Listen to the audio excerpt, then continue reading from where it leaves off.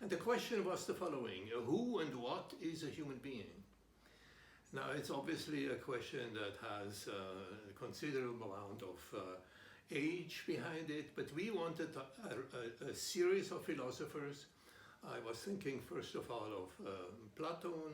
Maybe a second candidate might be Nietzsche, because Nietzsche is really the total antipode of Plato, to give us an answer from their perspective what and who a human being was. Now, in the first round, as you remember, we found out that it comes down to the individual. In other words, according to Plato,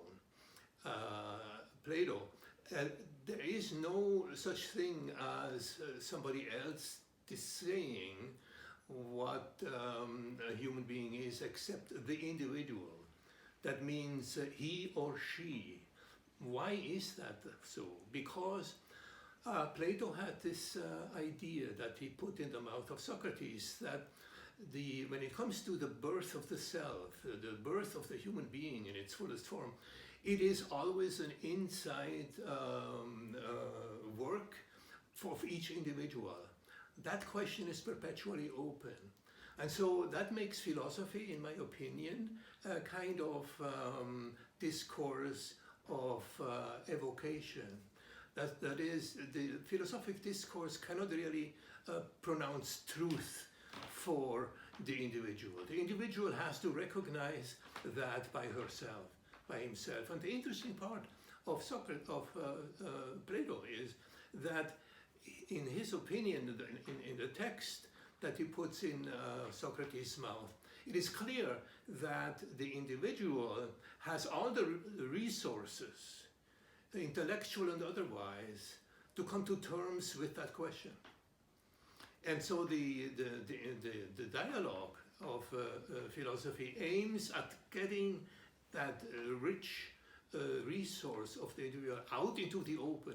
And this is why Socrates has been known as the midwife, because all he could do is really, through questions, elicit that task of birthing that is obviously, according to Plato, a task that we all have individually. And so that was the first round. And today, the question is different. Today, we examine a claim that most Plato scholars agree with, and that is the claim that for Socrates, the best of lives is the same thing as dying. And it's a kind of a shock, because for most people, living and dying are apparently opposites. And even those people who believe that, well, when you are alive, you're still obviously dying too in certain respects. The goal for most people is to keep those two components in check, and maybe by creating a balance and by looking for the right means of those two. A good example of this approach is Freud, who obviously in his last work about the malaise of civilization and this discontent, tried this balance inside himself to evoke. Now, the shock of the thesis by Socrates is that they are exactly identical. Living intensely, living the good life, living, which is a perpetual learning experience that never comes to an end. This is identical with dying. And in order to reach a, how should I say, an tentative answer to that question, we have first to consider Plato's reality principle. What does he consider to be reality? And once we have that, we progress into what's the good life. We have a very, very explicit formulation in Plato's text what a good life is, and it comes from the last year of his life, practically, the last dialogue. And we will be examining what he considers to be the good life and the best life. And then we go on and look at Socrates and how he has come up with something that could be called an algorithm about practicing, daily practicing of the good life. And that means daily dying. It's the same side of, it's a different side of the same coin. And so if there's time left at the end, we will have a perfect example of Plato himself, how that is practiced and how that works itself out in everyday life. So now we start today's conversation. And so far, any question? We're still on board. So the first, how should I say, thing that we are looking at are 4 levels of reality that Plato's text embeds in his work, The Republic. Close to the last section of Book 6 of The Republic, he has a graph. It's very small. It is sort of only a few words about 4 levels of knowing. And they go from the lowest form of knowing that is so low that it creates a lot of damage to any kind of social organization. It's also a source of evil, actually, for Plato, up to the highest, the 4th level, the highest level, which is the level of forms, a level of utter perfection that that is practiced every day, because obviously nobody gets to know the forms to the fullest extent. That would be totally non-Platonic, because these forms of perfection, they always need to be further investigated. There is no such thing as a completion of knowing in Plato anywhere. So, given that is the situation, we also have on the sideline a little, at the beginning of book 7, we have a little mythology of the cave, and how certain people are living in a cage as prisoners. They look at a wall that works like a television set in modern times. They play games and other things and enjoy prizes, etc. It looks like a little anticipation of what television is doing in contemporary life, and otherwise they do absolutely nothing, you know. And they don't know actually that everything is socially engineered for them, because behind in the cave there is a fire, and the social network is keen of having actresses and all sorts of things, carrying all sorts of figures across the stage for those poor prisoners, who then think this is reality. But what those people in the social engineering room don't know is that they are also in the dark, because they don't really know what all that entertainment and thing is all about. So back to this graph, it has 4 levels. It's called the divided line. It's divided into 4 sections. The lowest section is occupied by people who use the system to the fullest extent without really caring about it. I name it knowledge how, and give it a little twist, because that term, knowledge how, was created by a philosopher of the last century, when behaviorism was still high in psychology, etc. So all of that was really known about the psyche and they were interested in was behavior. And the behavior of this lowest level of knowing is absolutely crummy. It's really an abuse of whatever resources society has in place for them. What happens? These people use technology, but they don't care about what the consequences are. They use, they don't know how it works, really. And so they are like shadows, and nor do they care. And because they do not care, the environment is going kaput. All the evils that we know now in modern times of, let's say, a capitalism without bonds and without regulations, etc., is rampant on that level. So Plato comes down pretty hard on that level, because he compares it to prisoners in the dark, and they are imprisoned by their own lack of interest and also by their own lack of even wanting to know anything more of what's good, what they consider to be good. So this level of pure use without consideration about anything else, this shadowy existence corresponds as a mindset to the lowest level of reality. Actually, is so low that Plato doesn't accord to this level any kind of positive, how should I say, connotation. And it is evil because by that sheer egoism of just using without giving, the evil that is contained therein really rattles the whole system. So in order to escape that level to the next level, people should be able to think in the sense that they can identify actually things in the real world.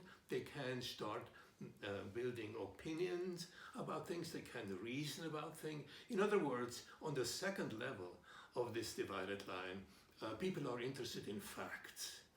And that's a big advantage because now through the facts and the mindset that corresponds to those facts, the real world as most people know it has its entrance on that level. Unfortunately, people on that level, says Plato, don't know what all these facts are about. And they don't know what to do with those facts. I mean, they arrange them here and there in a variety of things and in a variety of combination, but these facts are often contested by other facts, and at that point they lose it. They have no framework to put these facts in. And because they have no frameworks, they sort of compare on the modern scene to a very low form of pragmatism. And you know what that is, a low form of pragmatism, as people who say, as long as it works, don't ask why it works. I mean, it's sort of a useless because it works for you, so don't bother asking these other questions about that. And so this kind of pragmatism is what Plato calls laziness. It's a particular kind of laziness. I mean, people are sophisticated at that level, but they are totally confused about what they are here for or what the overriding narrative might be. So now, from that second level, which is kind of promising because it deals with fact, we then rise to the third level of reality. And guess what? Now that is a big jump in Plato's system. The third level is practically equivalent with what we now consider science. No more talking about facts, etc. No, these are really theory. These are mathematical principles. Now you are already on Plato's time. You are meeting people who apply geometrical forms, theometrical measures and proportions that they find in themselves to social affairs. And you find mathematical concepts of a very high nature. If you think of Pythagoras, if you think of other very high-level mathematicians of that time, you realize that here science has made its entrance on the level of building hypotheses and trying to test them out. Now, the comparison between science then and science now is of course huge, because nowadays we talk about science as the element of human existence, the mindset that creates theories in physics and in other sciences that have evolved enormously, especially since the 17th century. And there is even, Kuhn, who 1950 has come out with that paradigms in science has changed too. And then you have new theories, and you have ever new platforms that need to be investigated. And that was already to some extent in Plato's time. So it's a huge intellectual drop. And you could say that on this level, basically, that's where the hard work is done. Because we have moved Just think of it. We have moved from a lousy knowing how, using and abusing the system, to a second level, which could be called knowing that, meaning knowing that something is the case. And from there on to a third level. And now we know how. We know how everything works. Now, of course, there's no completion, because every new thesis will create another answers, and so there is perpetual evolution of the sciences too. There is no telling then as now where the complete sciences would be, as you know. And now on the fourth level, that's the highest level. The fourth level is you're not so much interested in knowing how anymore. On the fourth level, you're interested in what knowledge is in itself. That's a strange expression.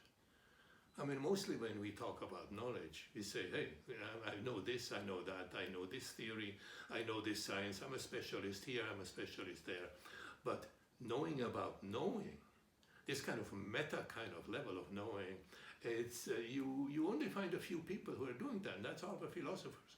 I mean, they just love talking about what knowledge is in itself. And what you reach here in this notion, or in the Platonic framework, you're reaching the forms. You're reaching the first principles. There are universal principles of perfection. And you can actually name almost anything for which we have paradigms on that level, be it virtue, be it what it means to be human, being what the good life is, be it what justice is. I mean, you name it. There on this level, Plato's framework has a platform where everything is worked out in a form, on a level that you can apply to everything. And you can measure knowledge with this measuring stick and ask yourself, does it reach that level of perfection that I am now contemplating on that fourth level?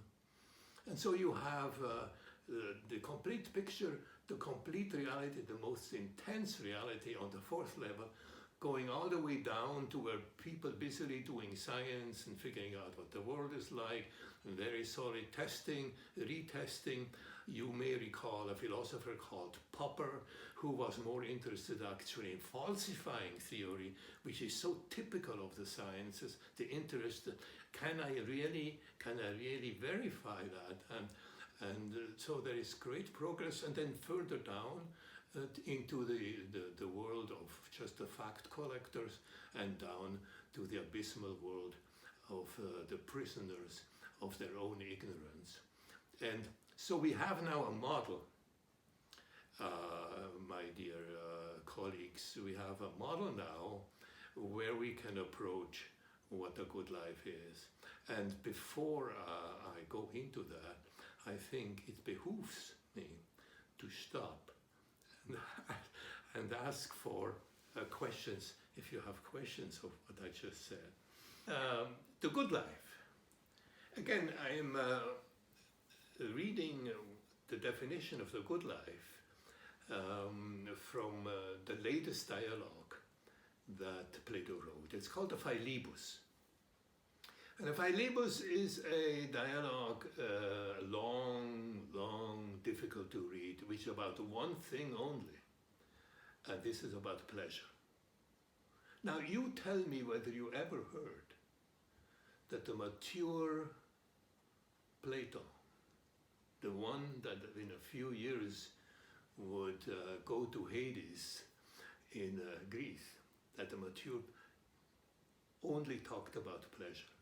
I mean, you know a lot about Plato there and there, you know, about archetypes, about dualisms, whatever you know. But I bet you never know that his last piece, difficult to read, was about pleasure.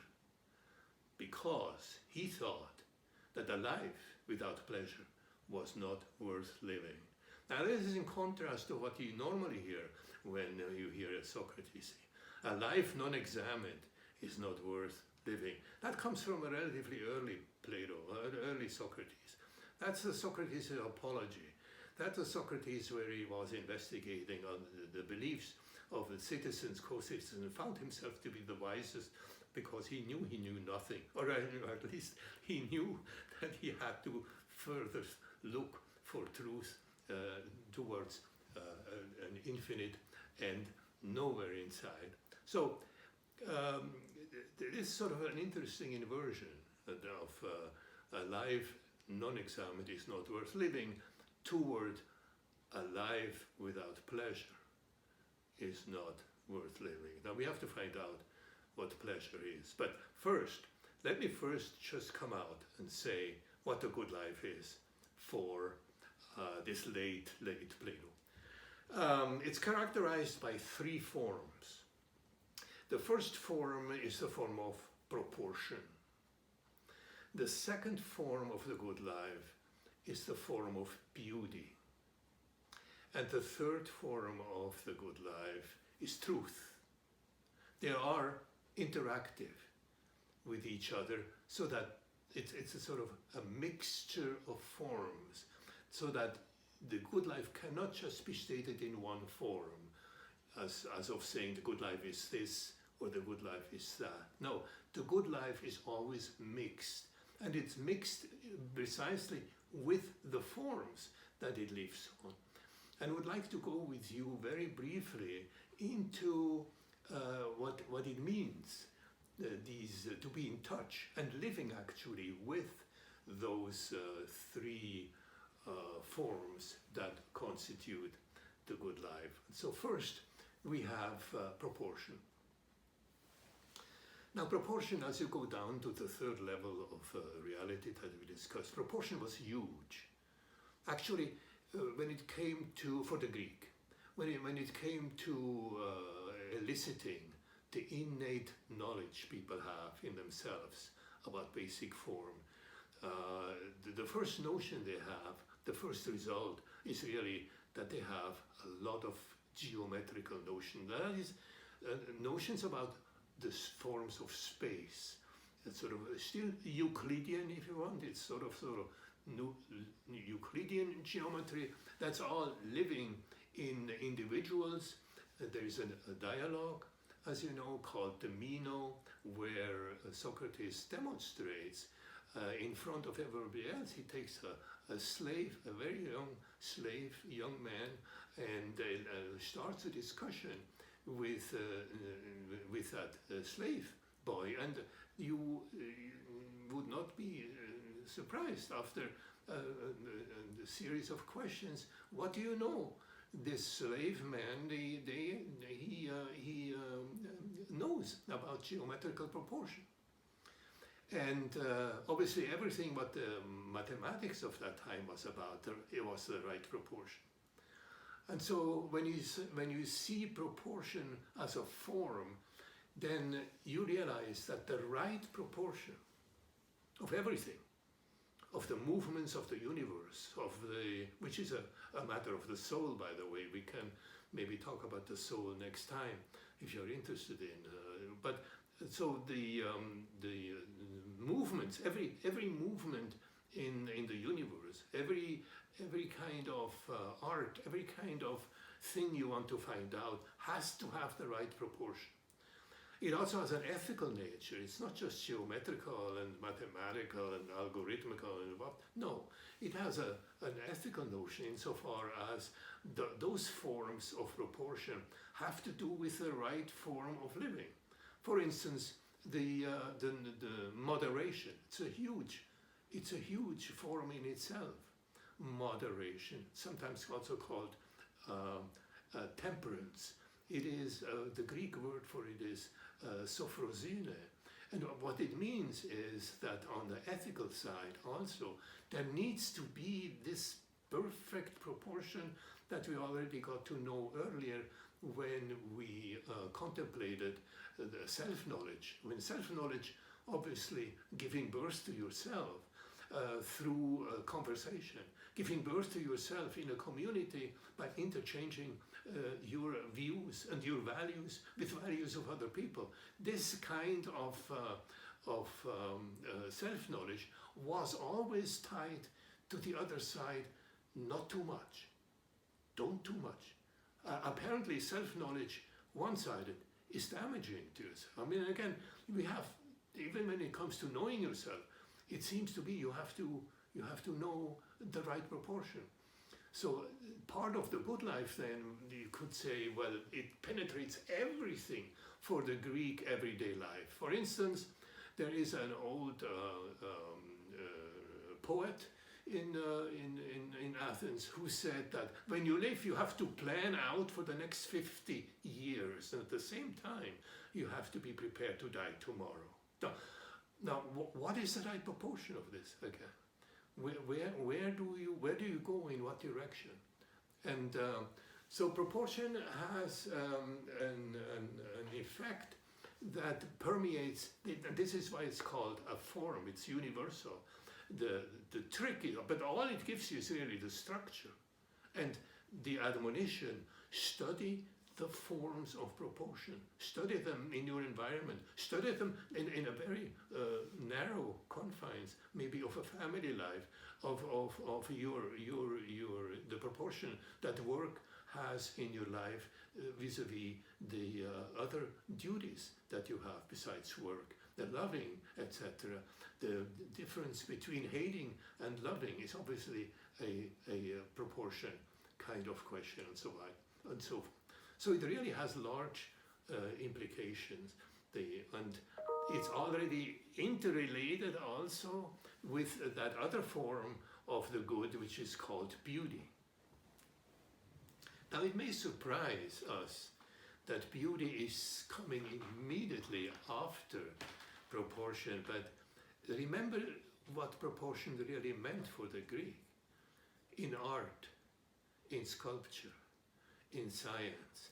Look at the Greek sculpture, look at the Greek wave paintings, and look to what extent already in those vase painting, and especially in the sculpture, proportion is all important. Almost an obsession, so to speak, for the Greek. And proportion is, of course, a matter of beauty.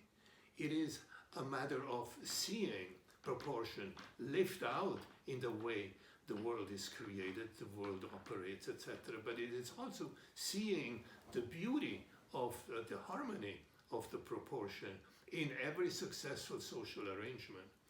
So when we talked about the symposium last time, we followed whose topic is what is beauty. I mean, the symposium is that kind of dialogue where Plato works itself up through the voice of the participants. They are talking about beauty, and as they are talking about it in ever wider circles, they come to beauty in itself. Now that's the form. Now, what we found out last time is that the form, when it is applied, the form is really the search for oneness, the search for hanging together, and that can be practiced from the smallest thing. The relationship between a father and a son, a mother and a son, the relationship of human relationship, up to the widest level of beauty, the interest in how does that fit all together. Now, we also found out that this kind of highest principle needs to be investigated perpetually. There is literally no way in Plato's work to come to a conclusion and stop there. Everything in Plato, every knowledge, the pursuit of knowledge, the constant learning, all of that is incomplete. All of that is tentative. All of that is open. And that's often forgotten by Plato's scholars, that all of that, I think, is intensely living. So now I'm coming to a point where I have to include truth also. And so far we have discussed the form of proportion in our lives, private, public, social, universe, cosmic. Now we shift a little bit into considering the form of truth, what is meant. Yeah, you're talking about proportion. How much of this is subjective, and how confident are you in offering a sort of objective definition of what a good proportion is, because when you link it to the private life, there might be people who spend a lot of time working, seeing their kids only a bit or not at all, and they still feel a lot of pleasure in applying this sort of proportion to their life. So they would say that's pleasure, but it's not a good proportion. So how do you deal with that? That's a good question. I think living in intention, obviously, is tantamount to the good life. I mean, the good life is not, as it is often portrayed, as being harmonic and playing on a flute and having a life without tension, and that's not the good life the way Plato describes it in the last dialogue. No, there is tension. Part of that, let's say, proportion idea, part of that is entirely subjective. And part of it, I mean, here is you're giving birth to yourself constantly, every day, from morning to evening. And that's very, very concretely speaking. How do you give birth to yourself? Well, you give birth to yourself by dealing with precisely these issues. Where is the proportion? You know, do I do the right thing? And then you talk to your friend, and the friend says, yeah, you know, it's crummy. I mean, try my way, and so on, and so on. And this is how you sort of grow in your own sense of what works. Maybe your father taught you one way, but you have changed. That also is a source of tension sometimes. But part of it is really subjective, and the testing, because you're dealing with high-level forms here, the testing would be to see on the outcome side whether the result is something that you approve of. In other words, if all you're doing with your education and you realize, this is not going in the right direction, then you have to find yourself with a consolation that for Plato, freedom was one of the highest goods that we have, and that your kids may freely choose something completely antagonistic to you. Then you would not even have a proof of what they are doing is right or wrong. You just continue to act in such a way that you subjectively know you are doing your part in this ongoing living of proportion. So the ethical part, it seems to me, of proportion is quite different to the objective part of proportion. I mean, they're very quickly you realize when you have mathematical calculus that it won't work, and there is, that will convince you that you're on the wrong track. So my answer to your question is that the right proportion is both a state of mind, epistemologically speaking, as well as an objective state of how the world responds to your state of mind and how far you can get there. And again, the total thing is tentative, But what I find interesting about your question is that this task of struggle, inside struggle, is part of the good life, So now, Great. Thank you very much. yeah. So now we are going from we have so far the proportion. We have had the part of beauty. Very interesting. I mean, beauty for the Greek culture of that time. It's just incredible. It never ends astounding me how much they were caught up in beauty, physical beauty, ethical beauty, and so on. But now, in truth, we may ask ourselves, well, what's all about truth? In what sense is truth to be a culmination of the good life? And what does he mean, really, Plato, here, by truth?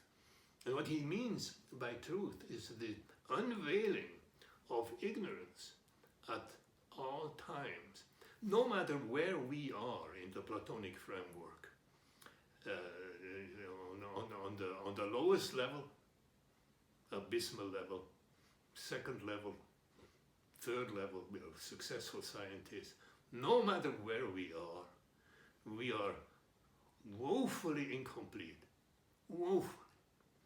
And it behooves us to study the forms every day and be in commerce with them, to see what do these forms tell us today. And the truth that Plato has in mind here is that we remove the obstacles of our ignorance.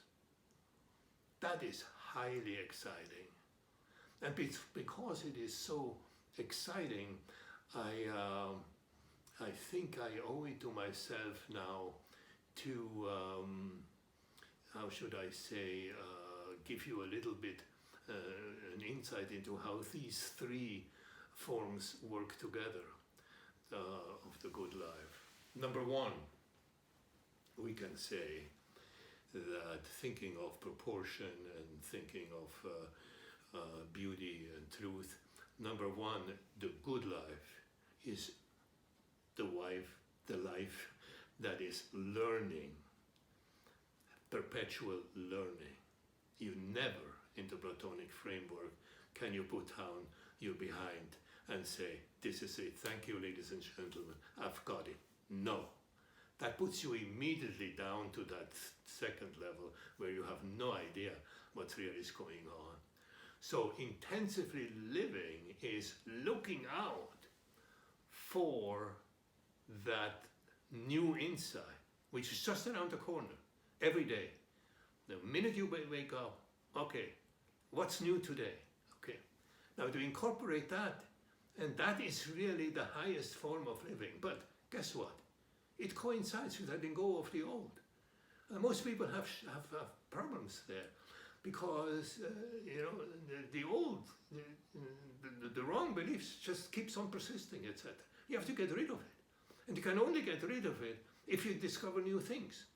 So intensively living is discover new things, and the flip side of that is getting rid of the old. And both together, guess what, is the answer to the question of why for Socrates, the intensively living and dying is the same thing. Why? Because intensively living is to find new things. Say, aha, wow, well, I was a complete idiot here, etc. And realizing you have to get rid of the old immediately, but your insight into you being idiot is really the other side of dying, because some part of you that maybe you have liked, etc., it goes by the wayside. So, as a first, then these kind of consideration, the answer to our question that we pose today: how is it possible that intensively living is the same as intensively dying? The answer to that question is very clear: is intensively living is perpetual learning on the highest level of knowledge, of living, so to speak, with the forms. And by each new insight that you have in any of these forms is the same as actually some part of you dying that still were stuck with those wrong things you believe and still believe me about yourself. So if you really don't get rid of the old, that means that the first insight is really not getting hold of you. It was not a real insight because you're resisting that other part of you which is dying. So living and dying have to be the same, two sides of the same coin. And now that we have the answer, I think, it behooves us to look at that answer of intensively living and intensively dying and ask ourselves, how does that look like in real life? And here comes Socrates, and he positions himself saying, look, my friends, I will give you the perfect algorithm about what you have to do to practice the good life, all right? I tell you the following rule, basic rule of your life. The good life, the best life of all, is the optimal mixture of intelligence and pleasure. Wow, there you have it. a mixture of intelligence and pleasure. What does that mean? Let me first address intelligence. Now, we already saw that intelligence consisted in driving up our reality perception, our mindset, the epistemological mindset, up the line to the level where we're actually talking about universal principle that apply to our lives. As we are up there on that level, and the intelligence part of it spells out these behaviors that are typical of people living on that level, and these behaviors are highly ethical. Obviously, they are, they have very ordered lives. They have a life that is in a fight with the evil in the world, and all of that belongs to that supreme level. It's a life of, as we earlier said, tension, fight, struggle, and all of that, but intensely lived.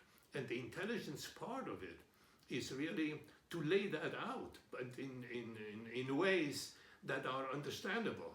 Now, the ways that are understandable intelligently, it is precisely part of the third level of our knowledge. Science, etc., has a big role to play here, but in this ideal mixture of the best of life.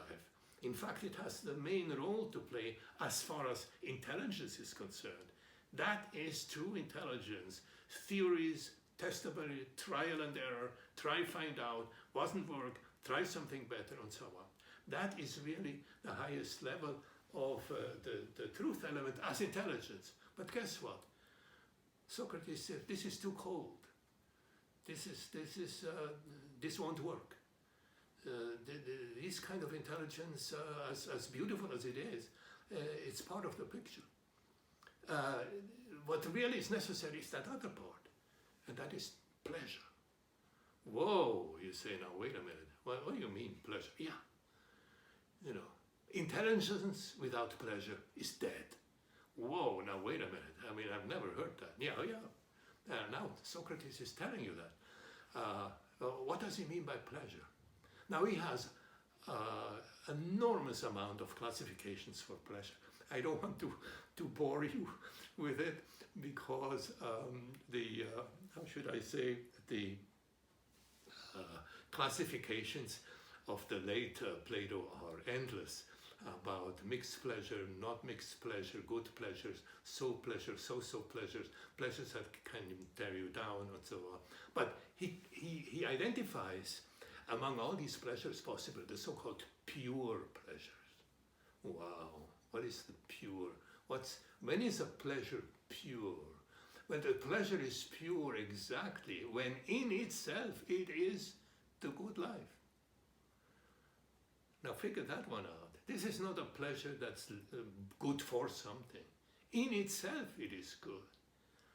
We are creatures, says Plato, that without pleasure we are dead. So, what do you want? On the one hand, intelligence without pleasure is dead. On the other hand, pleasure without intelligence is dead. So you need really the ideal combinations of both.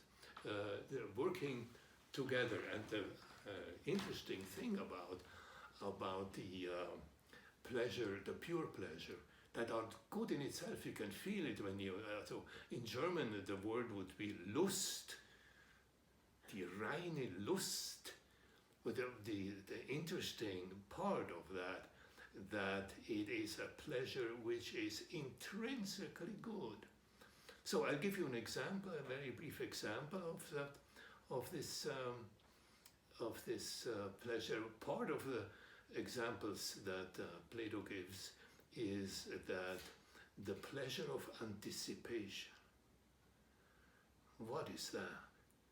Well, when you're living with the forums and constantly learning every day as a new exercise in getting to know yourself better and the world that responds to your mindset even better and better, what you are, the pleasure of anticipation is to anticipate that you will actually have every day an insight that brings you further along.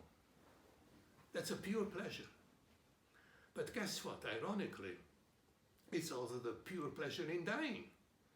Because you're obviously also deciding as much as possible to get rid of that old stuff inside of you that has no role to play anymore, because the new inside is knocking at the door and saying, let me in, etc. And you can only let him in if you are discarding the old.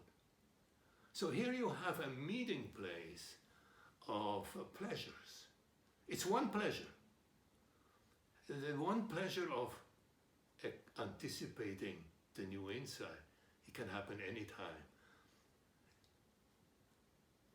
And getting rid of the old by the same act, etc.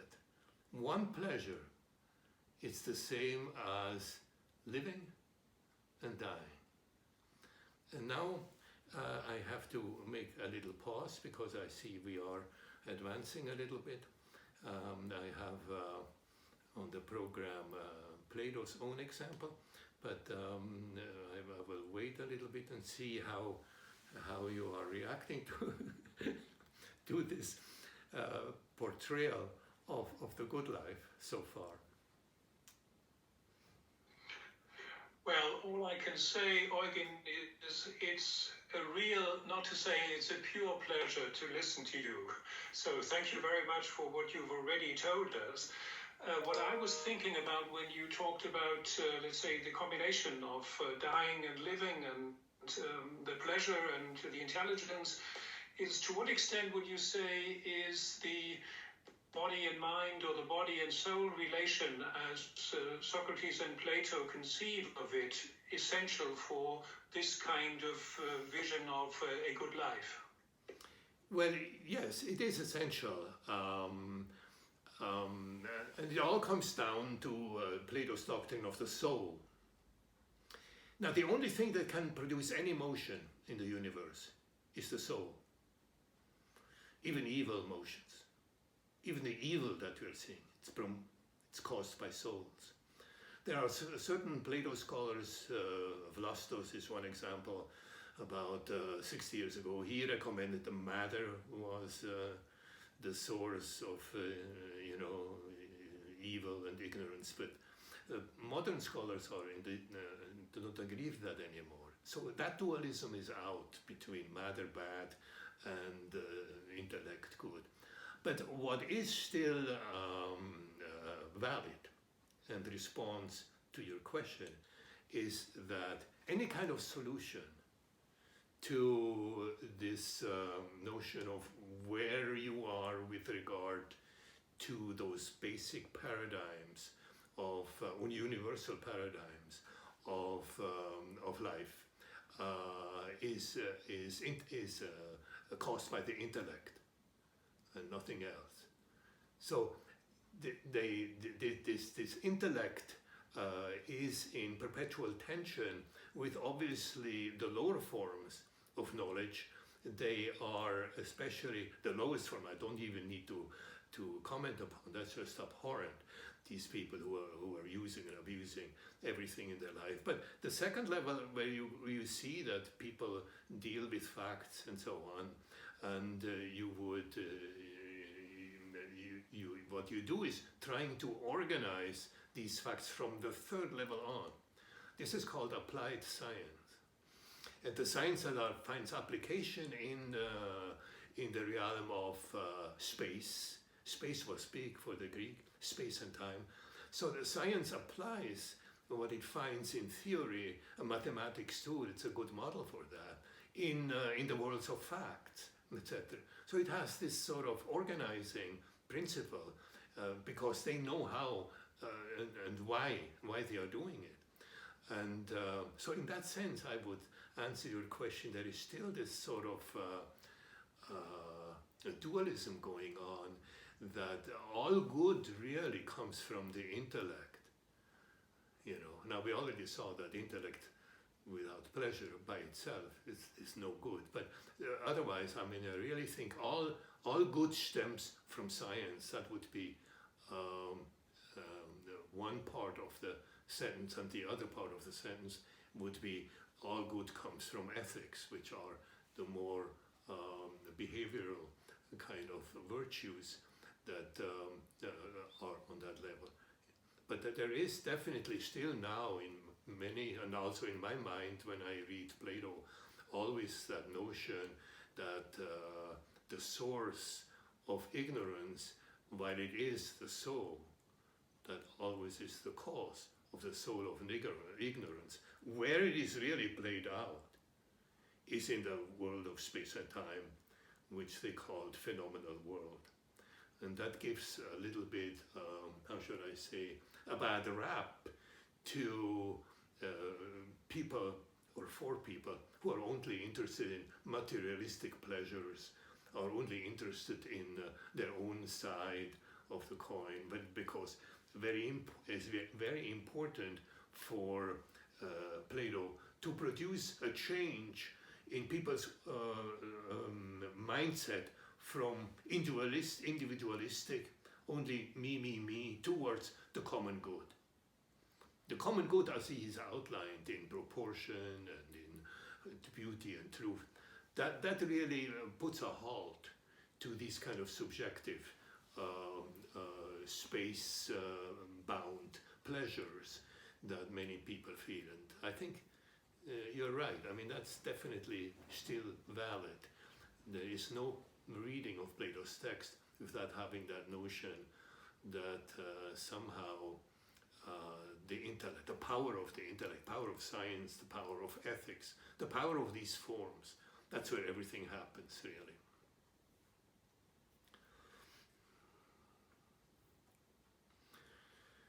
So now I see we have on our program 5 minutes left.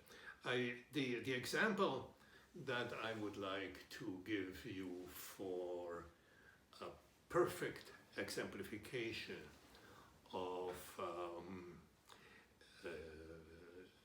a new insight and getting rid of the old would be the content of a dialogue that has the title Charmides in Plato's work. It is about health. And that concept of health is deficient for Socrates, because they are in the heritage of Hippocrates.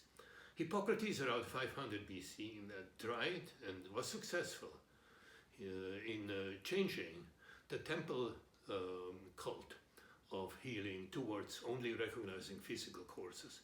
He was a specialist in epilepsy and a specialist in what's called the form of life. He tried to heal people by having them change their form of life, specifically impotence. Very interesting example, but to make it short, for Plato, that was a restricted notion of health. As good as it was for the body, it did not recognize the soul as a very, very important ingredient in the concept of health. So, since the soul needed to be in a state of moderation before you even could get on curing anybody, etc., Socrates and Charmides engaged in endless definitions of what moderation could be, never ending to the question in a kind of conclusion that would hold water. No, they're ending in aporia. So the irony of that example that Plato himself gives, what is perfect health? The answer is perfect health is where the soul and the body each receives the treatment that's proper to them. The body, you give a drug, a pill, or whatever, and to the soul, what do you give? Beautiful words, of course, words. I mean, by this he means you give it a Socratic dialogue. And when you give the soul the Socratic dialogue, which has to do with moderation, then you never get to an end. You end in aporia. And aporia is a loss of ways, a loss of the way to go forward.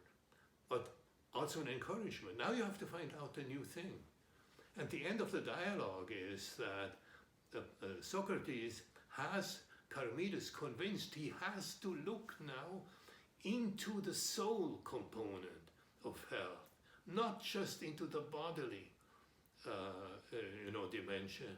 And he gets so wrapped up in that discussion that you can see they never will get to the end of it. So here you have the perfect image of a form. On the one hand, it's absolutely necessary, the form, to give you the proper context of wholeness. But on the other hand, you never know the form fully. It's a task of every day. And this task of every day, as I said, is this perfect match of perfect, the optimal, says Socrates, the optimal mixture between pleasure and intelligence. And obviously, you already realize that when he says optimal, he talks about proportion. So I think I will stop here. It was a lot of fun.